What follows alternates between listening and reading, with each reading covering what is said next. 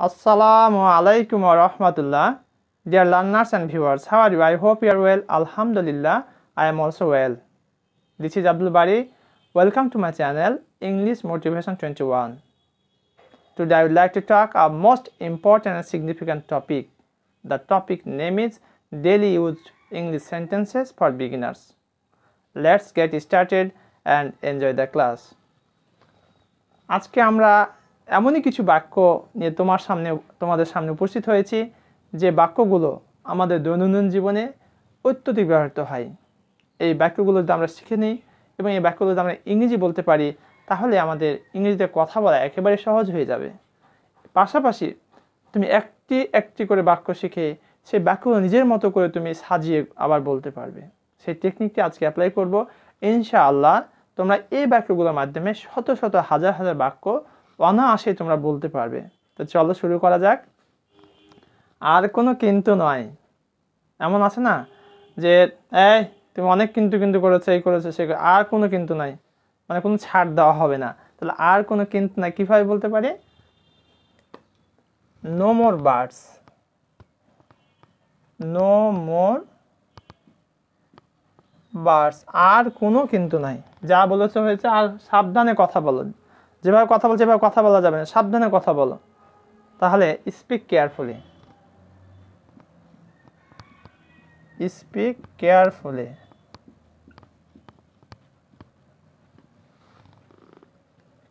কোনো কিছু অসম্ভব নয়। হ্যাঁ, এই কথাটির পূর্বে আমি একটি বিষয় বলে নিই।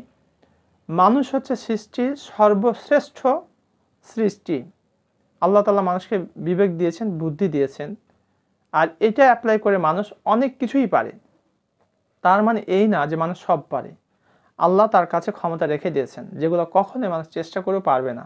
ফর এক্সাম্পল, জন্ম মৃত্যু, কার কখন জন্ম হবে, কে কখন মারা যাবে, এই বিষয়গুলো কিন্তু আল্লাহ তার এখতিয়ারের মধ্যে রেখে দিয়েছেন, যেগুলো কখনোই মানুষকে দিবেন না। এরপরে যতটুকু কোয়ালিটি দিয়েছেন, যতটুকু ক্ষমতা দিয়েছেন, ওর ভিতর থেকে মানুষ অনেক কিছুই পারে। সেটাই বলা হচ্ছে কোনো কিছু অসম্ভব নয়। Nothing is impossible, nothing is impossible, nothing is impossible. কোনো কিছু অসম্ভব নয়। সব ইচ্ছে পূরণ হয় না। পৃথিবীতে মানুষ এত বেশি আকাঙ্ক্ষা করে, কোনো মানুষকে যদি একটি পৃথিবী দিয়ে দেওয়া হয় সে আরেকটি পৃথিবী চাইবে। অর্থাৎ আকাঙ্ক্ষার কখনো শেষ হবে না মৃত্যুর আগ পর্যন্ত। তাই তো বলা হচ্ছে সব ইচ্ছে পূরণ হয় না। তাহলে এভরি উইশ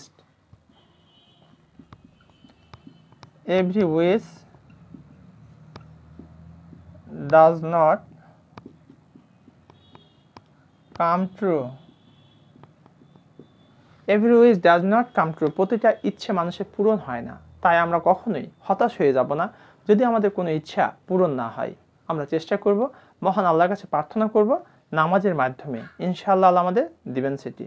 আর যদিও না দেন, আমাদের ধৈর্য ধারণ করতে হবে এবং তার উপরই তাওয়াক্কুল রাখতে হবে। কি হয়েছে তোমার? বাবা তুমি এরকম করছো কেন? ছেলে বড় হয়েছে, ছেলে হয়তো বিয়ে করবে, এমন একটি ইঙ্গিত সে দিতে পারছে না পিতাকে, তাই সে আনমনা ভাব। তখন বাবা বলছে, বাবা তোমার কি হয়েছে, তুমি এরকম করছো কেন? সেটি বুঝার কোয়ালিটি কিন্তু অবশ্যই পিতাকে রাখতে হবে। কি হয়েছে তোমার? তাহলে কি হয়েছে তোমার?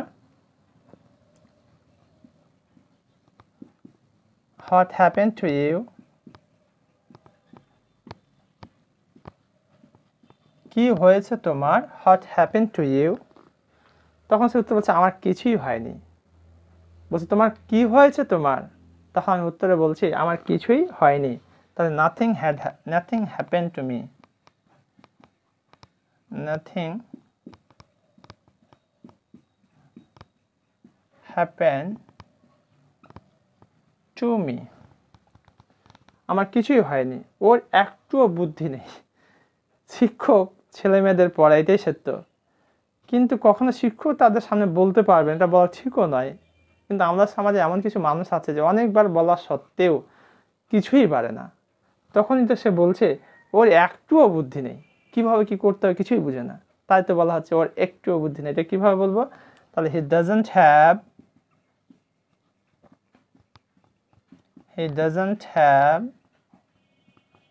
a bit of sense, he doesn't have a bit of sense. যদি বলা হয় রহিমের একটুও বুদ্ধি নেই, তাহলে সাবজেক্টটা চেঞ্জ করে দেয়, Rahim doesn't have a bit of sense.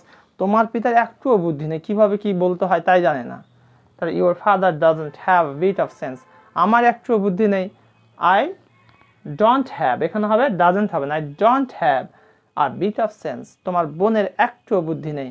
Your sister doesn't have a sense, a bit of sense, তোমার মায়ের একটুও বুদ্ধি নেই, কখন কীভাবে কথা বলতে হয় কিছুই বুঝে না। Your mother doesn't have a bit of sense. তুমি এমনটা ভাবো কেন, তার বুদ্ধি নেই, এই নেই সেই নেই, তুমি এমনটা ভাবো কেন? হয় do you think so? Why do you think so? তুমি এমনটা ভাবো কেন? ডিয়ার ভিউয়ার্স, আমরা পুনরায় বাক্যগুলো একটু দেখে নিই। এতে কি হবে, আমাদের সেটা রিভিউ হবে এবং আমাদের ভিতরে আরো কনফিডেন্টলি সেটি কি হবে জানতে পারবো আর কি। ওকে, আর কোনো কিন্তু নাই, নো মোর বার্ডস। সাবধানে কথা বলো, স্পিক কেয়ারফুলি। সত্যি আমাদের কথা বলার আগে একটু ভেবে নিতে হবে যে কথাটি আমরা বলছি এই কথাটি কি ঠিক না ভুল, তারপরে আমাদের অ্যাপ্লাই করতে হবে। স্পিক কেয়ারফুলি, কোনো কিছু অসম্ভব নাই, nothing is impossible, if you try your best ইনশাআল্লাহ Allah will help you and you will be able to do this.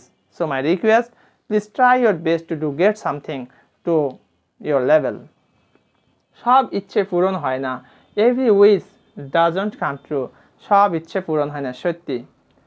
কি হয়েছে তোমার, হোয়াট হ্যাপেন টু ইউ, কি হয়েছে তোমার, হোয়াট হ্যাপেন টু ইউ, আমার কিছুই হয়নি, নাথিং হ্যাপেন টু মি।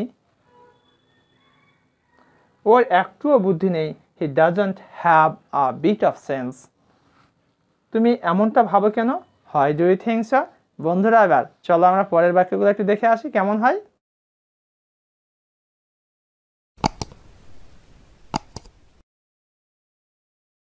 আচ্ছা বন্ধুরা, বলো তো নিজের কাজ নিজে করলে কেমন হয়? ইয়েস, নিজের কাজ নিজে করা সবচেয়ে উত্তম এবং বুদ্ধিমানের কাজ। কেউ তোমার প্রতি জুলুম করবে না এবং তুমিও মন খারাপ করবে না। অতএব নিজের কাজ নিজে করো। ইংরেজিতে কীভাবে বলবো? নিজের কাজ নিজে করো। তাহলে do your work your self.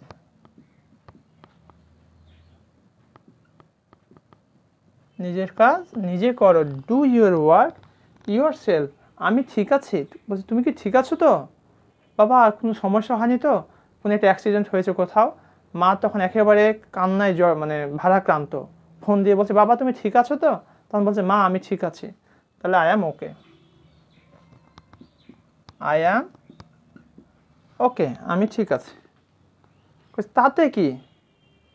তোমার ভাই এই কাজ করেছে, তুমি কি করে বেড়াও কিন্তু প্রভাবশালী। তখন সে বলছে তাতে কি হয়েছে, আমার ভাই করেছে তো, তাতে কি, সো হোয়াট, সো হোয়াট, তাতে কি। আমি গেলাম, আমি গেলাম রে, আমি গেলাম মানে শেষ হয়ে যাচ্ছে, আই হ্যাম অফ। আমি গেলাম মানে আমি শেষ হতে যাচ্ছি, I am of.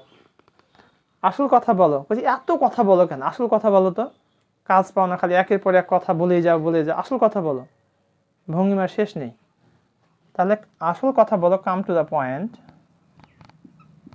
Come to the point. সত্যি আসলে আমাদের আসল কথাটা বলা উচিত। যে কোনো জায়গায় বা স্পেসে গিয়ে যদি আমরা বক্তব্য দিই বা কোনো কথা বলি, আমাদের মূল কথাকে লক্ষ্য করে সেই পয়েন্টেই কথা বলা উচিত। এদিক ওদিক কথা বলে সময় নষ্ট করে শ্রোতার মনকে কষ্ট দেওয়া, তা না করে আসল কথা বলা উচিত।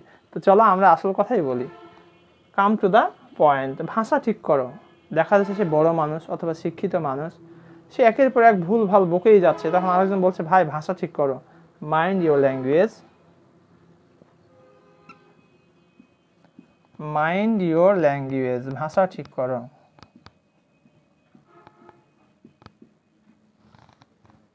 দ্বিধা করবে না, হ্যাঁ ইয়েস। এমনটি হয় না যে সে একটা কথা বলতে চায় কিন্তু ছোট তো এখানে বলতে ভয় পাচ্ছে, তখন বস বলছে এই তুমি দ্বিধাবোধ করবে না, তুমি বলো, তোমার কোনো ভয় নেই।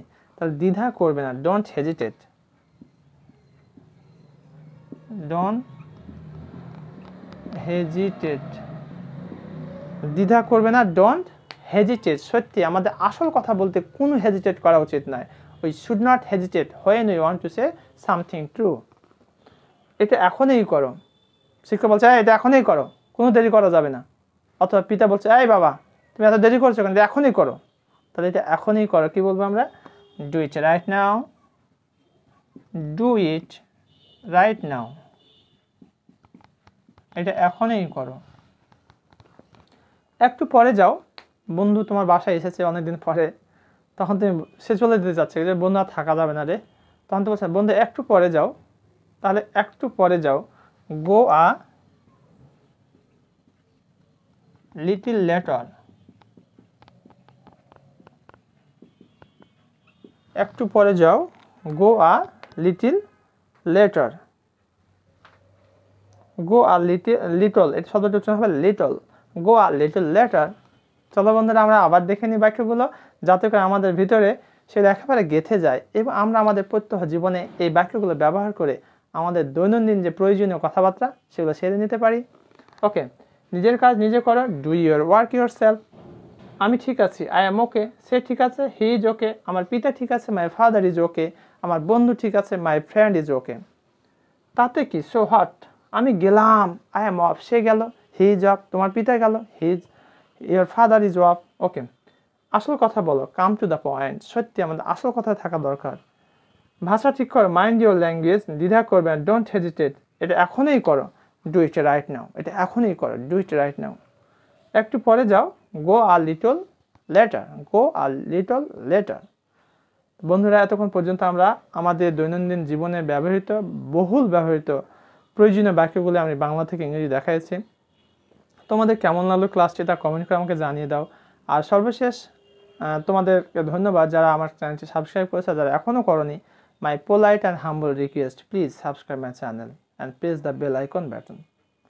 এই রিকোয়েস্টটি করার একটি কারণ তোমাদের যখন একটি লাইক, একটি কমেন্ট আমি দেখি, তখন সত্যি আমি অনুপ্রাণিত হয়ে যাই। আর যখন এগুলো থেকে বঞ্চিত হই, তখন আর ভিডিও করার কোনো কৌতূহল বা আগ্রহ থাকে না। যেমন ধরুন একজন হতাশা মানুষকে তুমি যদি অনুপ্রাণিত করো, সে কিন্তু অনেক শক্তি পায়। সত্যি তাই, তোমাদের অনুপ্রেরণা, তোমাদের উৎসাহ আমাকে অনেক উৎসাহ যোগায় এই ভিডিওগুলো তৈরি করতে। এবং তোমরা কোন ধরনের ভিডিও পেতে চাও কমেন্ট করে আমাকে জানিয়ে দাও। ইনশাআল্লাহ I will supply all of this. Thank you very much for watching this class. আসসালামু আলাইকুম ওয়া রাহমাতুল্লাহ।